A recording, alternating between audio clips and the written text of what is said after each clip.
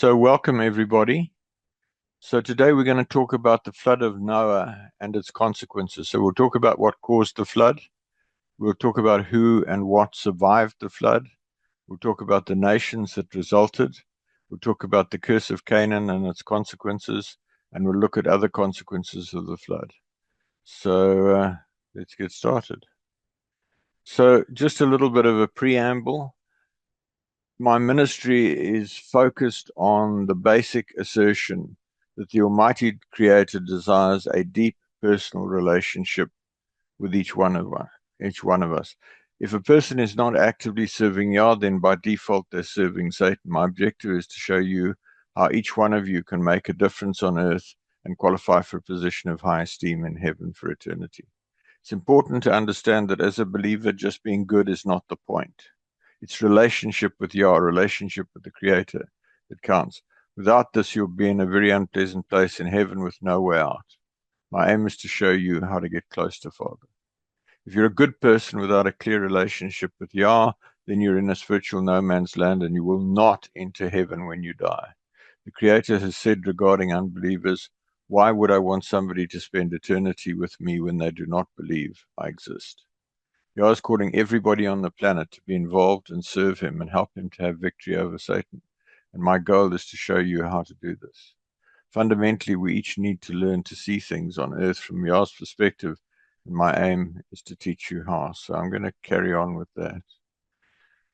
So we're going to talk about the flood, and I'm going to use this piece of countryside in South Africa, Johannesburg. It's called North Cliff. You can see the cliff is here. The back of the hill slopes off at about 30 degrees and goes into the South African goldfields. The front of the dome's up and it's been eroded away, cut away. I used to live just about a mile back from where this photograph is taken.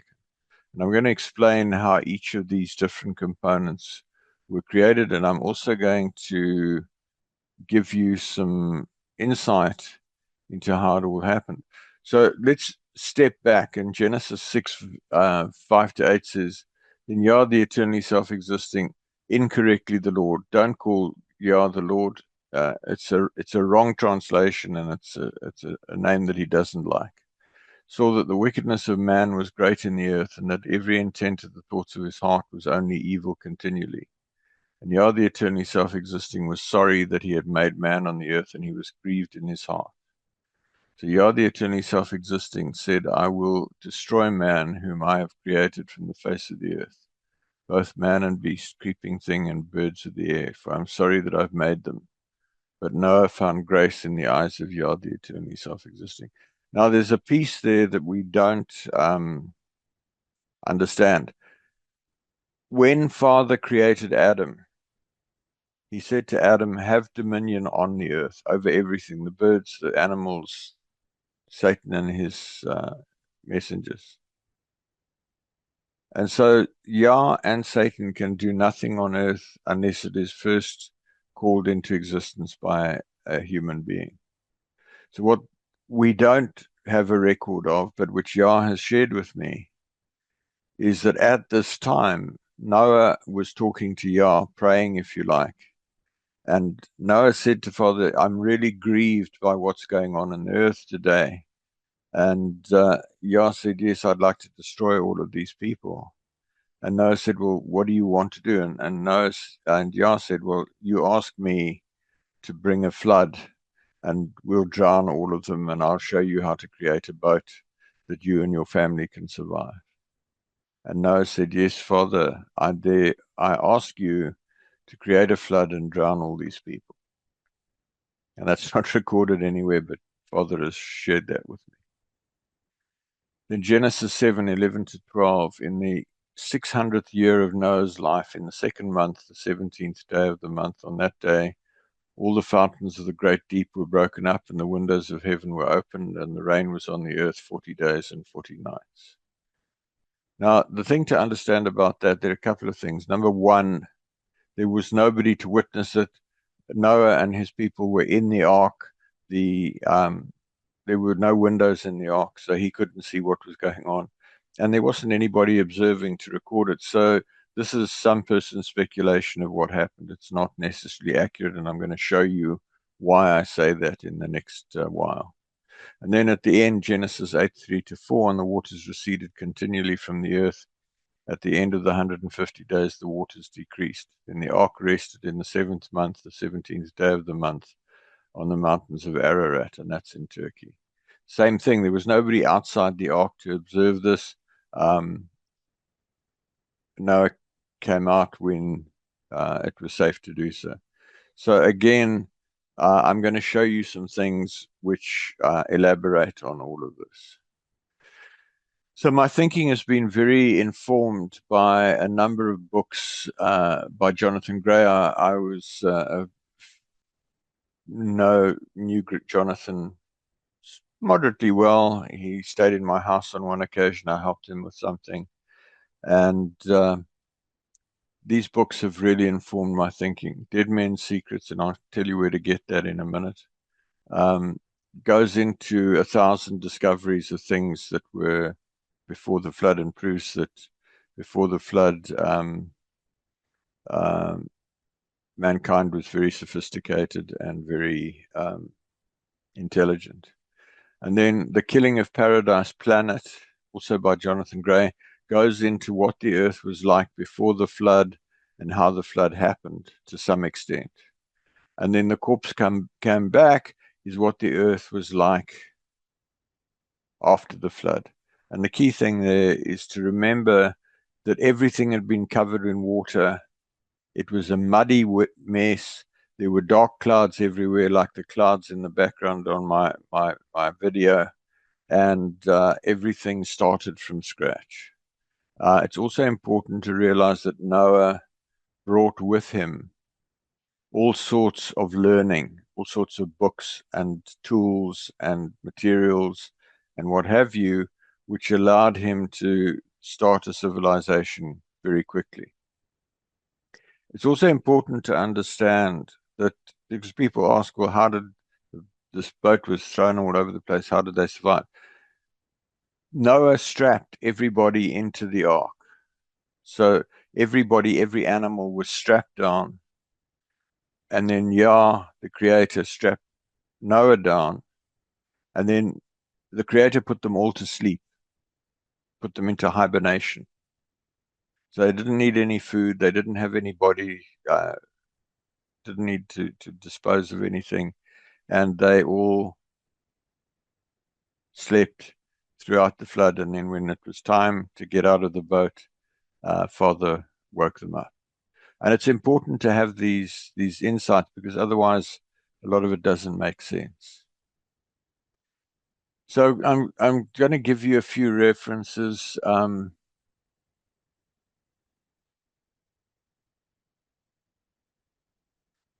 I have a YouTube channel called Proof of Global Flood, and the first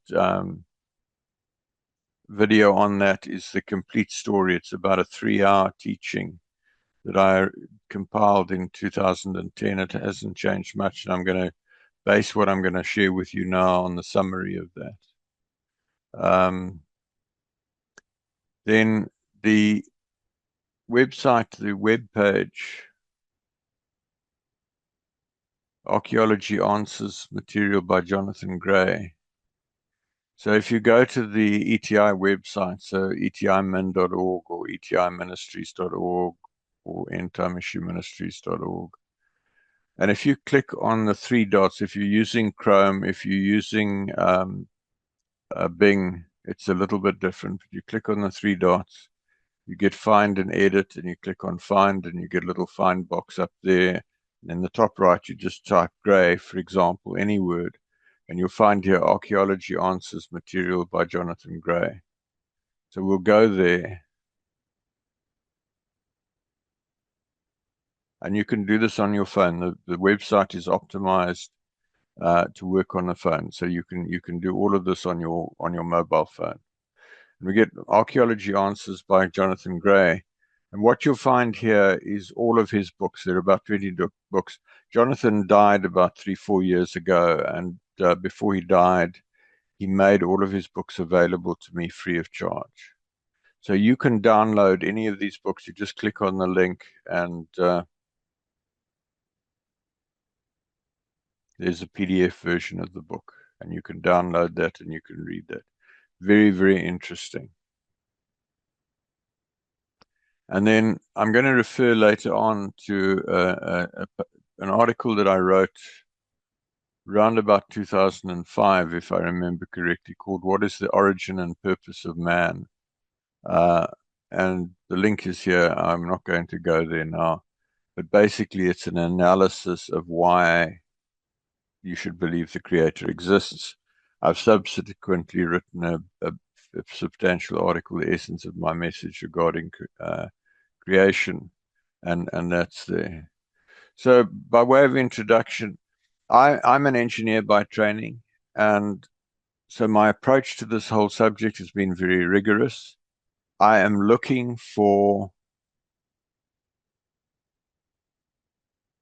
a robust definition and a robust description that is understood and understandable and practical and doesn't involve inventing things.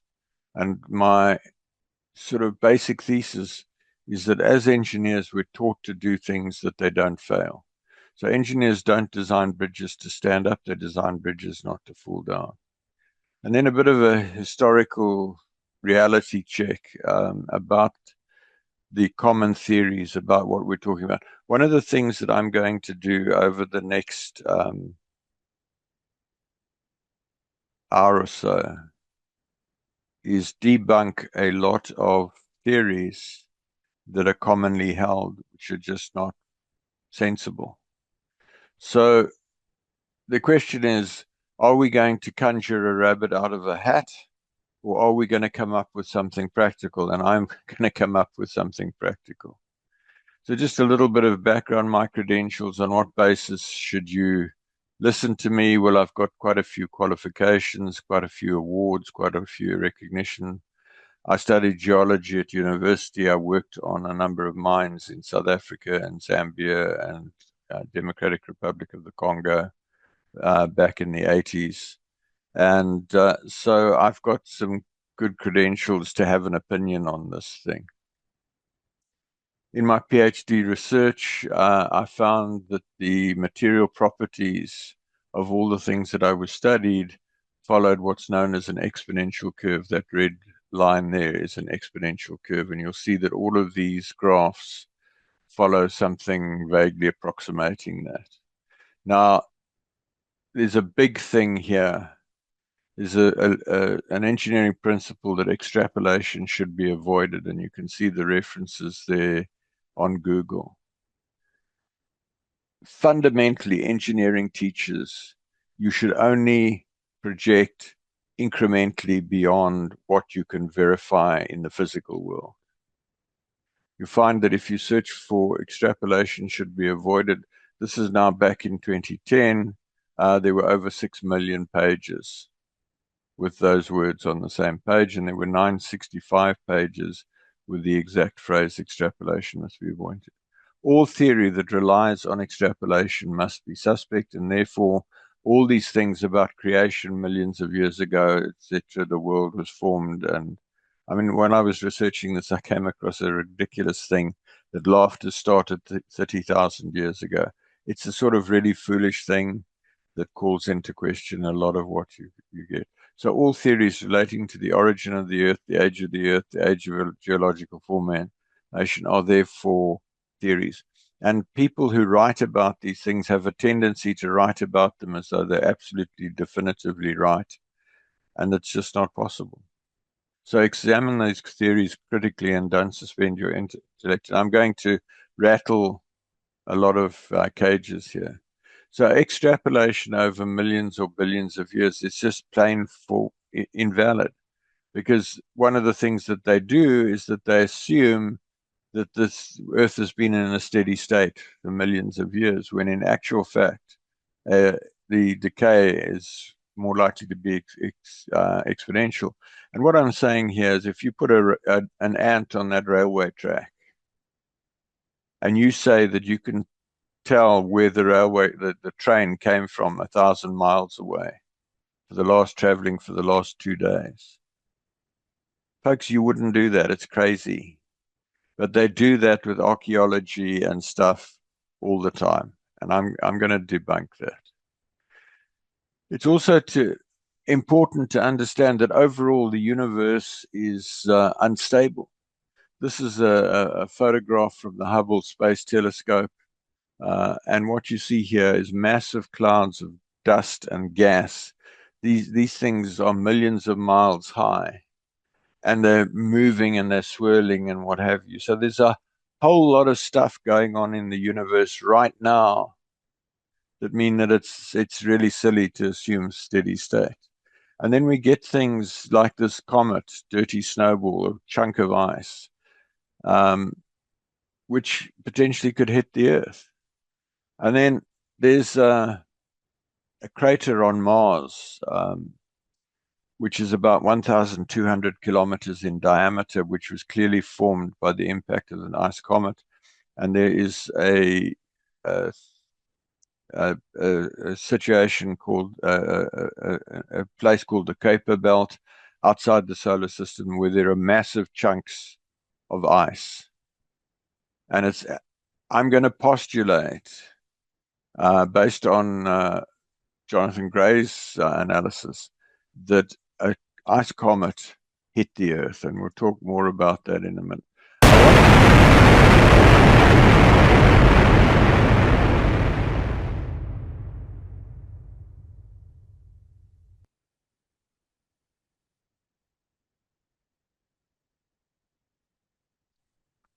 I want to make the assertion that dramatic catastrophic change happens very quickly, like the demolition of that building. It doesn't happen over millions of years the way that is commonly taught.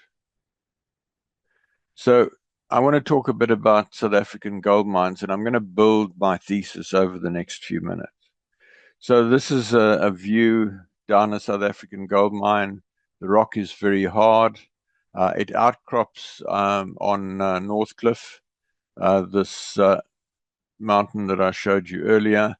And what you see here is the rock is extremely hard. It's what they call vitrified. It's ceramic. It's quartzite. It's been subject to intense heat and pressure. And it also dips at about 30 degrees. And we find in the South African gold fields, we get, for example, this thing they call a stratigraphic column. So there's the surface of the earth, and going down, these are all the different rocks that they find down to, in this case, a depth of about 2,000 meters. And there's the height of the telephone tower in Johannesburg, to just give you some idea of scale. So this is a very tall building, and it's dwarfed by that. Now, it's important to understand that this particular stratigraphic column is over 2,000 meters vertical depth. So the body of water in which this material was deposited was able to receive the discharge of 2 kilometers vertical depth of water, of sediment. So there had to be a source of material for 2 kilometers depth of material to deposit. And the deepest mines are close to 4 kilometers deep. That's over 2 kilometers below current sea level. So what I'm saying to you is there has to have been a humongous stirring up of material to deposit all this material. And the South African mines, as I say, dip at about 30 degrees. This is a diagram out of a book that my father wrote many, many years ago, just explaining the geometry. And so they dig shafts and tunnels, and they get the gold out. And most of these mines have closed now. But the thing to notice is that it's dipping at 30 degrees. This is a geological map of this area. So Northcliffe is there. The mines are down here. And we'll talk about this pink granite dome in a minute. Now, a section through that area shows that it's all chopped up. It's tilted. It's faulted. These black lines are faults. And then other materials being laid on top of it. What I want you to see is this is sedimentary material. It has to have been laid down horizontally underwater, but now it's dipping like that. So let's look at sedimentary rocks. Uh, Cape Table Mountain in Cape Town, which you may or may not be familiar with, an example. What you'll see is horizontal layers of rock, but the ends of those horizontal layers have disappeared. They've just been chopped off. Here's another example of Fish River Canyon in Namibia. And what you see there is this is pretty much flat, but carved into it is this canyon, and you can see the horizontal layers of rock that form this area. The Niagara Falls on the border between the United States and Canada, again, you see this flat level, and then it's carved away. Look at the Grand Canyon in the United States, a much bigger version of the Fish River Canyon. You can see all the layers of rock, and the layers are the same. So this whole area was covered with flat rock, and then suddenly, or somehow, these massive gorge canyon was carved into it. How does that happen? Well, this is a photograph from a storm in East London in South Africa back in the 2010s. And that's the waves breaking on the shore. And afterwards, you can see this big chunk of concrete, which is just ripped up and moved, and all this rock, etc. It was just thrown over the railway line. So intense wave action, water force can do enormous damage. It can move enormous things. I want to talk about something called the Halfway House Granite Dome. So this is a section of the Earth, and the core of the Earth is molten. And the molten part rises up at different levels. And what you see here is a hot spot.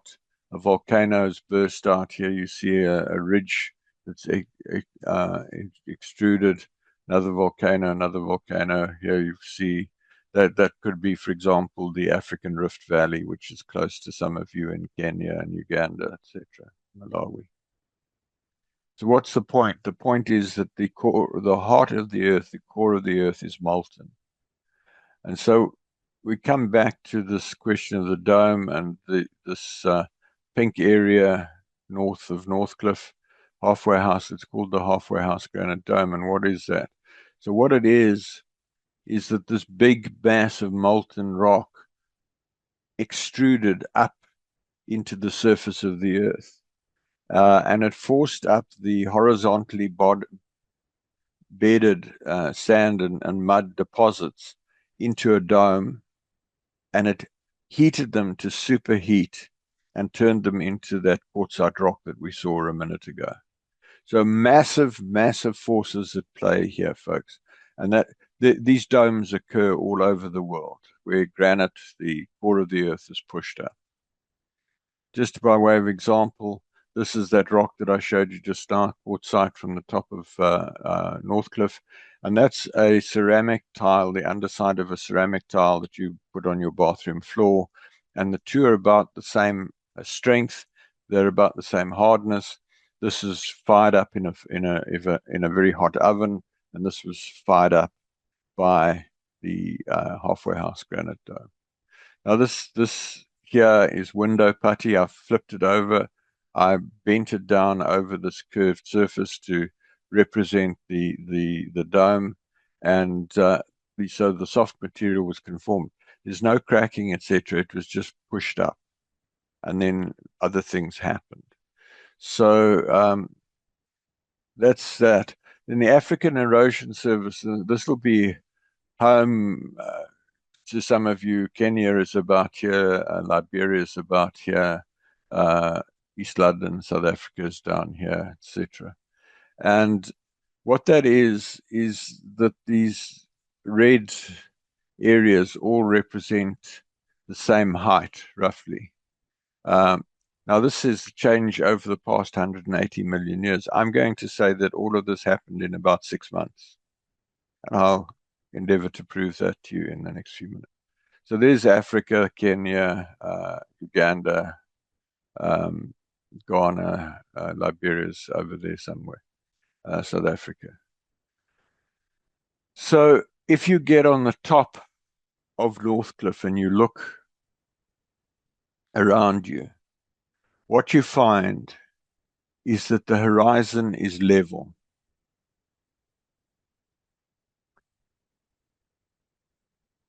If you go to the Grand Central Airport Tower, which is in the middle of the halfway house granite dome, this is a 360-degree view. You can see the curvature of the Earth there, but apart from that, the horizon is level. Again, there are no high points above the uniform level line on the horizon. Now, you may say, well, so what? Well, let's just bear with me. Listen to me for a minute here.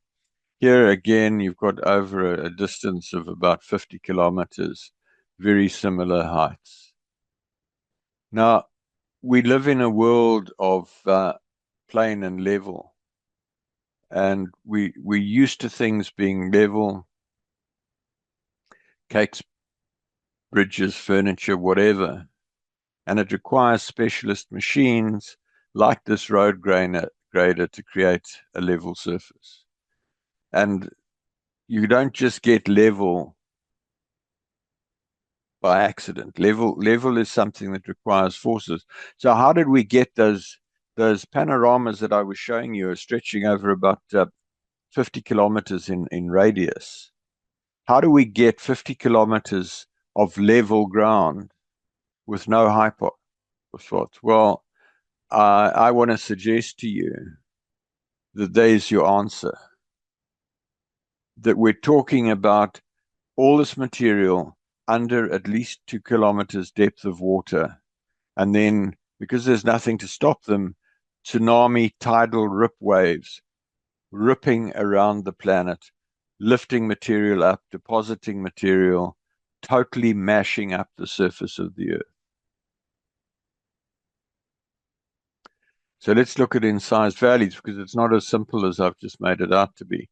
This is the an aerial view, a computer reconstruction of the surface of the Earth with the granite dome in the middle where it's visible, and the surrounding areas. That's to the north, that's to the south. And there are lots of little streams there. Here's an example of the stream, and you can see granite that's been eroded here. And then you see just an erosion gully that's been chopped out. There's no ways that the flow of water in this gully could have created this valley, whether it's over days or years or millions of years. Now, a lot of people would have you believe that this valley was carved out by this little flow of water over millions of years. And I'm going to suggest to you that that is nonsense. This has to have been created very quickly with enormous force. So here's an example. This is water-based mining in somewhere in the world. What they've got is a very high-pressure water jet that is cutting away this material and mining it. So high-velocity water erodes rapidly and continues eroding until there's nothing left. Gentle trickle of water does absolutely nothing. So we now find ourselves with North Cliff, with this cliff, and there's a close-up of the cliff, and you see this quartzite rock. This is not quite vertical, but it's close. Then you see another place, the same formation, Hardebeesport, Magaliesberg. Again, you see there's a steep cliff there, and you see the quartzite rock. Now, where did the rock go to that was here and that was here? The rocks have just been plucked out of the cliff face. And then on the tops of the hills, we find these sharp, hard quartzite boulders, and all the stuff in between them is gone. Where did they go to? That didn't happen over millions of years. Something dramatic lifted the material from around that, so possibly boiling water with massive tsunamis. And then there's a big question, because this whole top of this halfway house granite dome has been chopped away.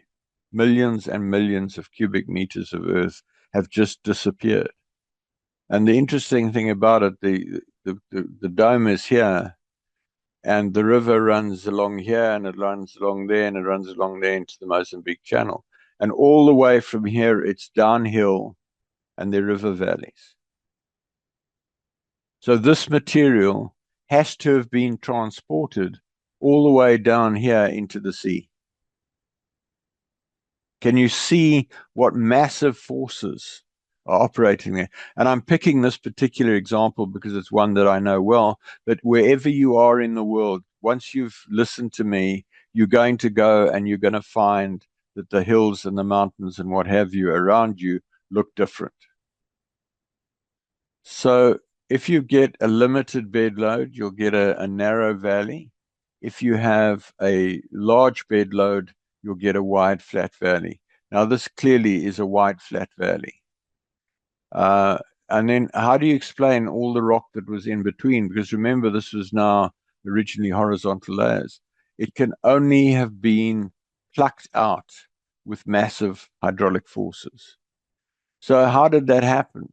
There's a fairly wide body of opinion which shows that the continents fit together. So there's Africa, there's South America, Antarctica, India, Australia, etc. And then they all separated. Now, how did that happen? Well, interesting that the melting point of granite is about 1,700 degrees centigrade, which means that the core is more than 1,700 degrees. It's at least probably 2,000 degrees.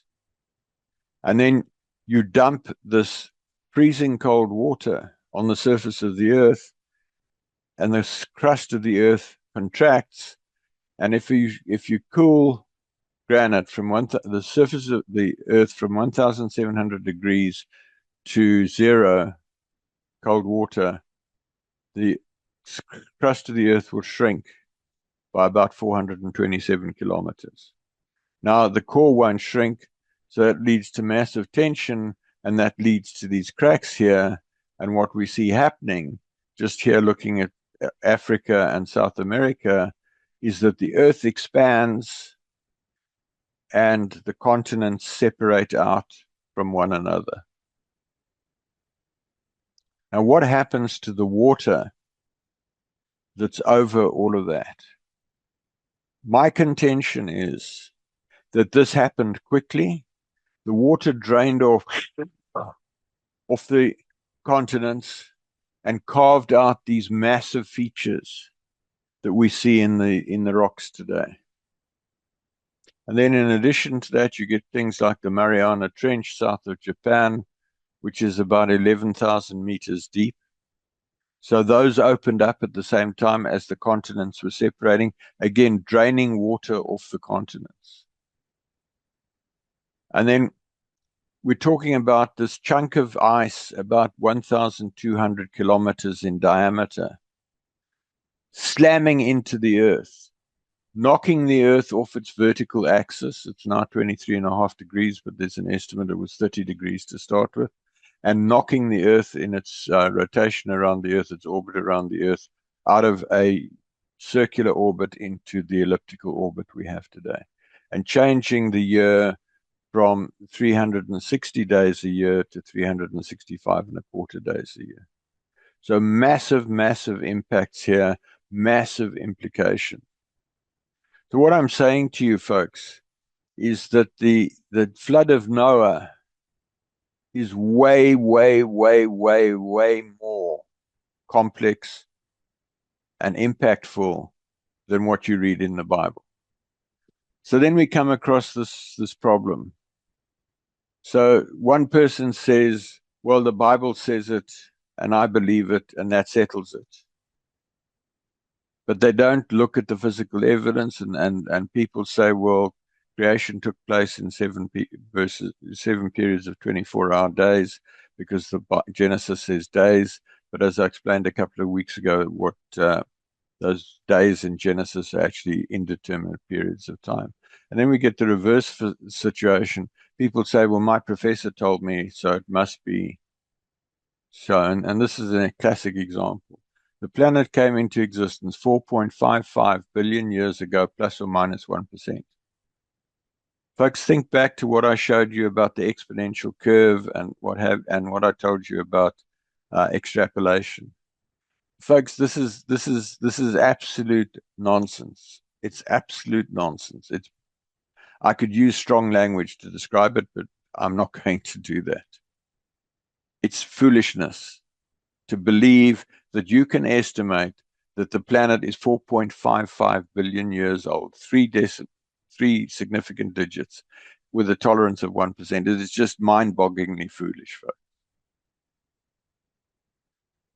So then we have the problem of clean, sharp corners. So we've got these rocks with very sharp edges. If those rocks were millions or billions of years old, they would have weathered. There would be algae, moss, lichen over them. They wouldn't look like that. These rocks are recently formed. So then we find that Genesis 6, 11, 12, in the 600th year of Noah's life, in the second month, the 17th day of the month, on that day, all the fountains of the great deep were broken up, and the windows of heaven were opened, and the rain was on the earth 40 days and 40 nights. And then I read this to you earlier, and the waters receded continually from the earth. At the end of the 150 days, the waters decreased, and the ark rested. Now, they've found, Ron White, who found the Ark of the Covenant that I spoke about last week, has found the Ark of Noah, the boat that's talked about in Genesis 7 and 8. It's been covered by a lava flow. It's been had material dumped on top of it, but there's the vessel, and it corresponds with Genesis 6:15, length of 150 meters, width of 25 meters, and a height of 15 meters.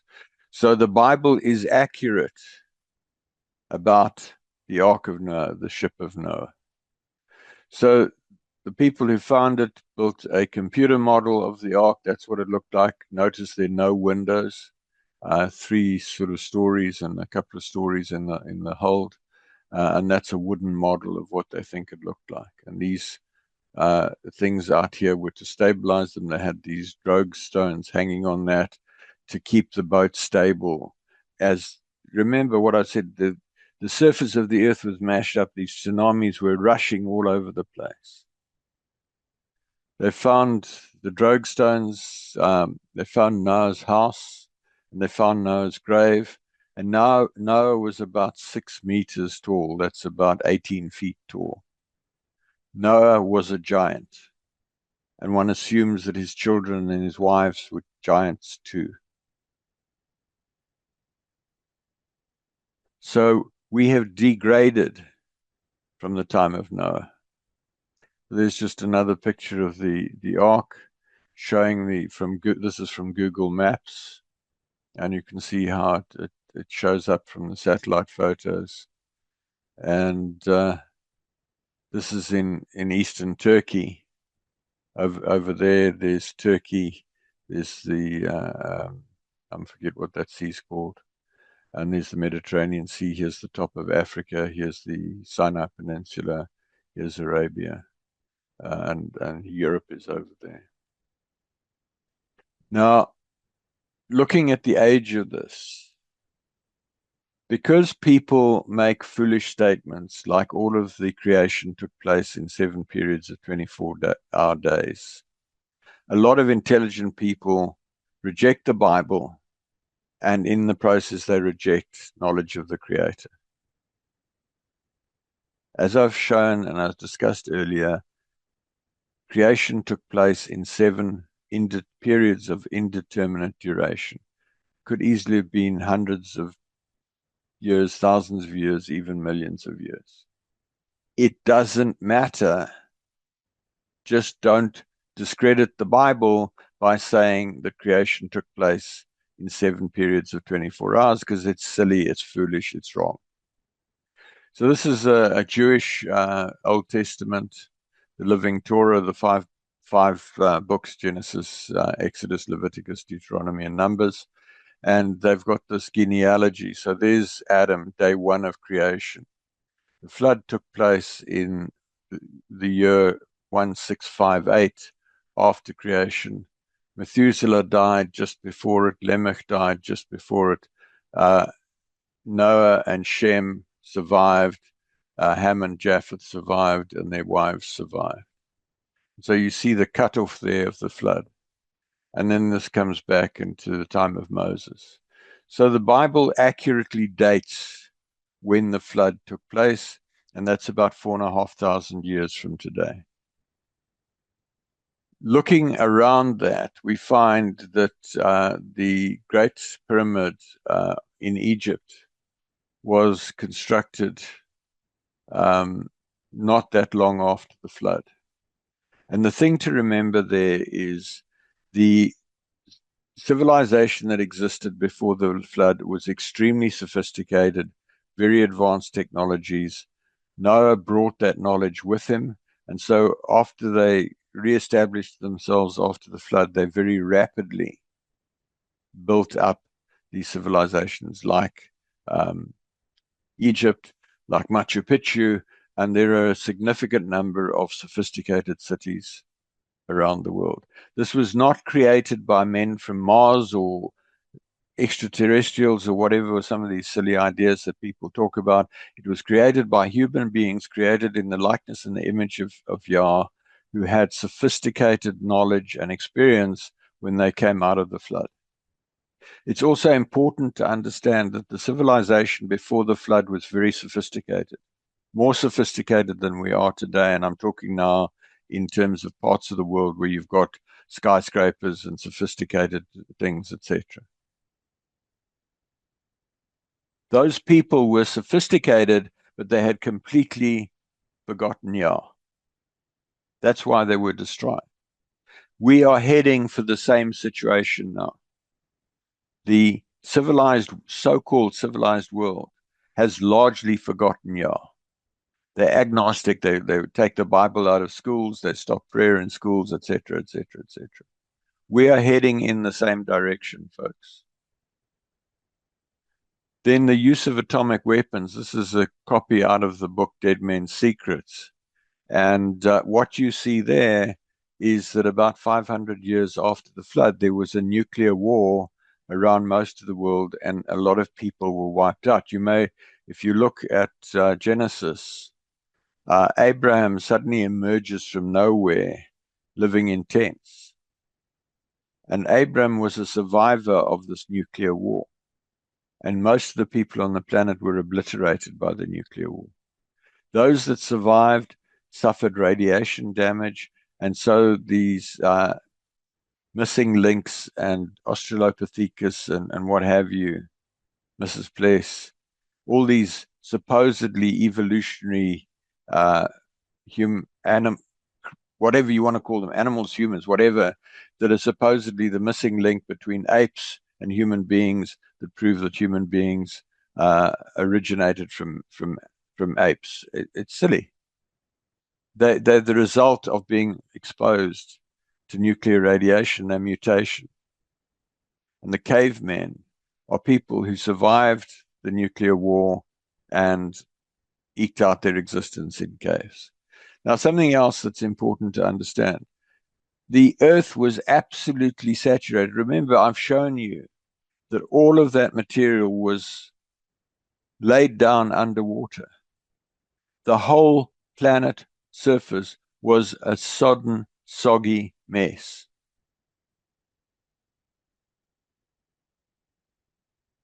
So water started draining off the continents. And the sea level has been rising, and they've found evidence. The sea level has risen by 140 meters in the last few thousand years. There are whole cities that are submerged in the ocean. But for various reasons, most people don't want to talk about it because it forces them to confront some very uncomfortable facts. When we come to global warming is a reality. Please don't hear me say otherwise. But the planet has been warming ever since the Ice Age. We have lots of evidence of glaciers all over the world, particularly the Arctic and Antarctic, the Alps in Europe, and so forth. They've been melting. There weren't aircraft and all the rest of it 2,000-3,000 years ago. for the CO2 to cause the ice to melt. Global warming has been going on for thousands of years. We've just now woken up to it, and we've come up with some silly ideas as to why it's happening. So let's talk about signs of judgment. So Yah said, I will destroy man whom I've created from the earth. And we found the Noah's Ark. Now, Ron Wyatt and Jonathan Gray have also found the place where the Exodus took place, where Israel fled Egypt. And you can see the artist's impression of them walking through the sea.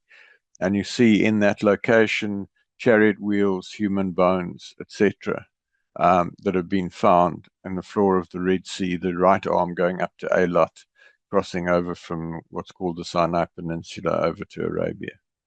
So the Exodus and the judgment of the drowning of the Egyptian warriors is real, folks. It happened. And then we get Sodom and Gomorrah, and Ron Wyatt also found this. Balls of sulfur come from the sky. The city turned to ash. This is what exists there at the moment. These burned out areas are full of sulfur balls, and this is the artist's impression of what it looked like before the destruction.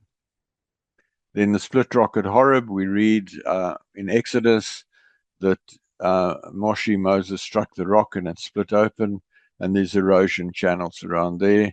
And then there's this mountain with blackened by fire, which is Horeb, which is the mount that Yah came down on, and he gave the 10 commandments. And it says that he came down with fire and smoke, and this is the burnt top of the mountain where Yah came down.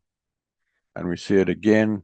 And Yah spoke, and this I spoke about at length last week, so I'm not going to go into it in detail. Yah gave us the 10 commandments, and he wrote them in stone.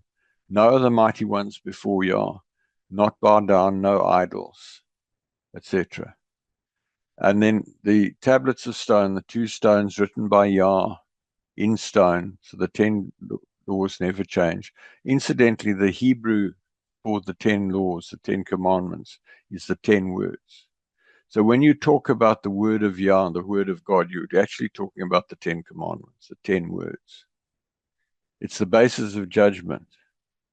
But the Ark of the Covenant went missing, as we discussed last week, in 587 BC at the time of the exile from Jerusalem to Babylon. It was found in 1982, and I discussed this in some detail last week. So if you want to catch up on this, just get last week's broadcast. It's on the weekly teaching page on the website near the top. And so the Ark of the Covenant was hidden in this cave. Yeshua died. His side was pierced by the spear, and the blood ran down the crack onto the Ark of the Covenant. And it brought in a new covenant, a new high priest, and a new offering for sin. Folks, if you haven't seen this before, if you haven't heard me talk about it before, it is hugely, hugely important to understanding the world today. So what I'm telling you correlates closely with the 4 Gospels. Yeshua means Yah is the Almighty, is salvation. His name is not Jesus. Christ means anointed with the Spirit of Yah, the set-apart Spirit of Yah. Anointing refers to the presence of the Spirit of Yah on a human being, metaphorically compared to smearing with oil. And Yeshua died on a stake, a tree trunk, not on a cross. So that's just another one of these wrong thinkings that is embedded in just about every Bible translation. So once you understand this, you realize it had to be that way. The minute I saw this diagram, I knew that that was the truth. It's the only way you can explain what Yahushua did, and there's the article on the website, The Miracle of Yeshua's Death. I spoke about that at length last week.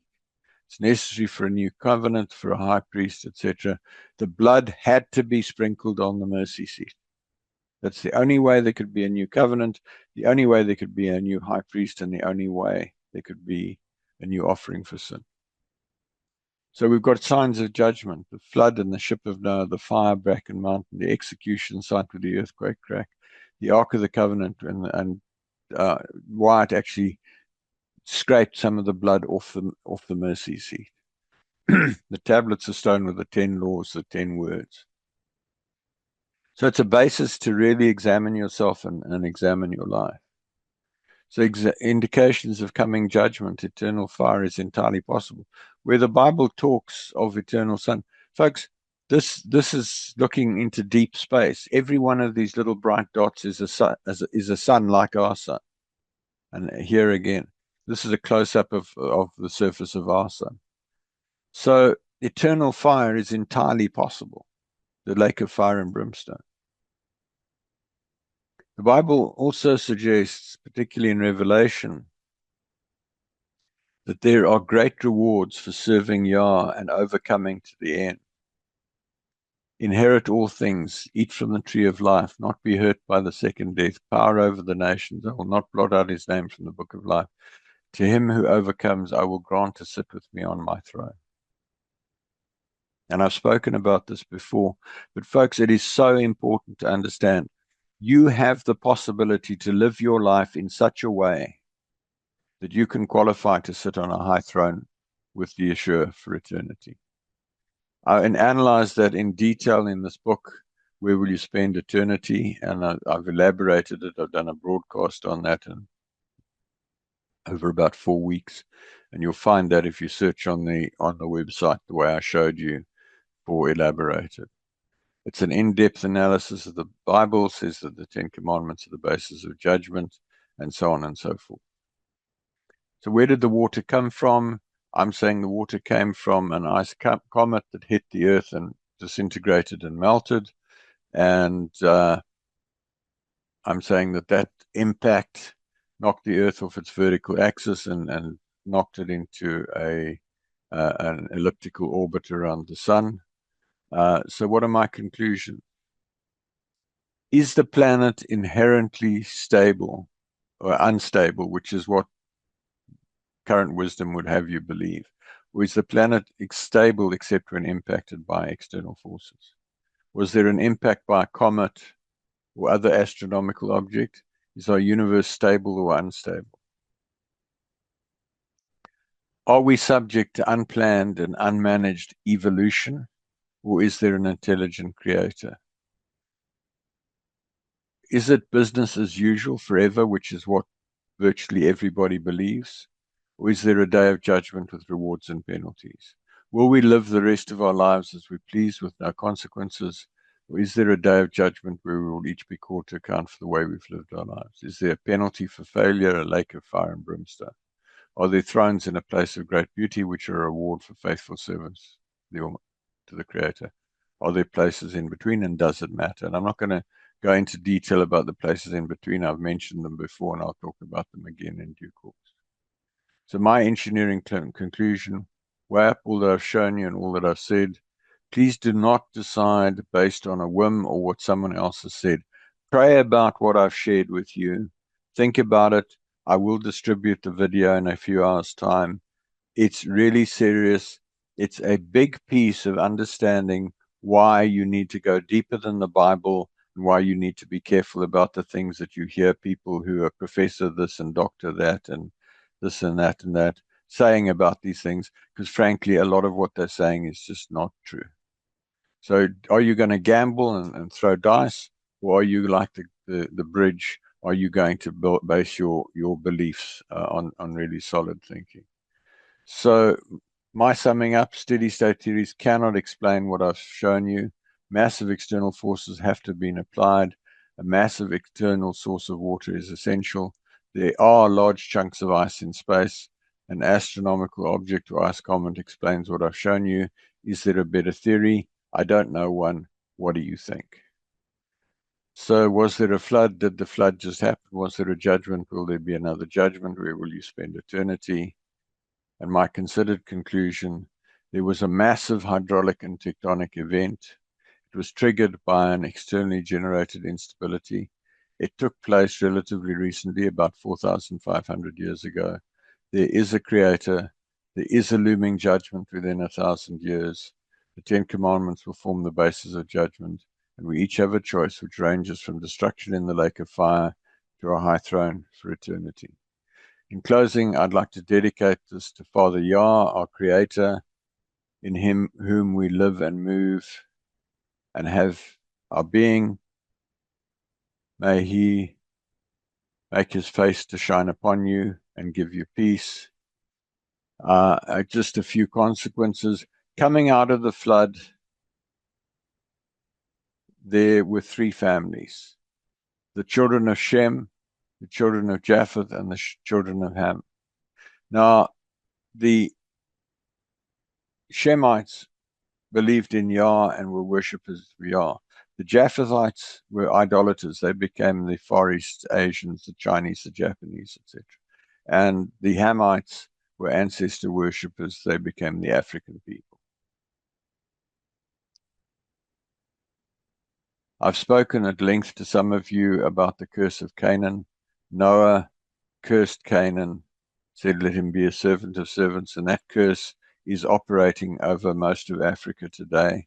I've shared with people what's necessary to break that curse. It can be broken, but it takes prayer on an ongoing basis for months and months. Now, I shared with you that Noah was about 18 feet high, 3 meters. We have shrunk. I'm just about 2 meters tall. We have degraded. Humankind, everything has degraded as a result of the flood. And then there's been, because there was all this upwelling, there were about 20,000 volcanoes. There was a lot of radioactivity on the surface of the earth after the flood. And as a result of that, we had mutations. That's why we have so many species and subspecies, as a result of negative, degrading evolution, not evolution, devolution, as a result of the flood. So what do you choose today? I'm open for questions, so I'm going to unmute you all. And remember that I will distribute the video in a couple of hours so that they can log into the video. And please feel free. You don't have to ask me. Invite anybody. Forward the invite to anybody that you want to. So next week, I'm going to talk about, can you prove that Jesus is God? And I will comprehensively prove from the Bible that Yahushua, incorrectly Jesus, is not Yah, that he is a separate created being. And particularly for those of you who are coming into confrontation with Muslims, that will be an important piece to understand. Because the Muslims are correct in saying that the Christians are wrong in worshipping Jesus. And a lot of the hostility from Muslims towards Christians is because the Christians insist that Jesus is God.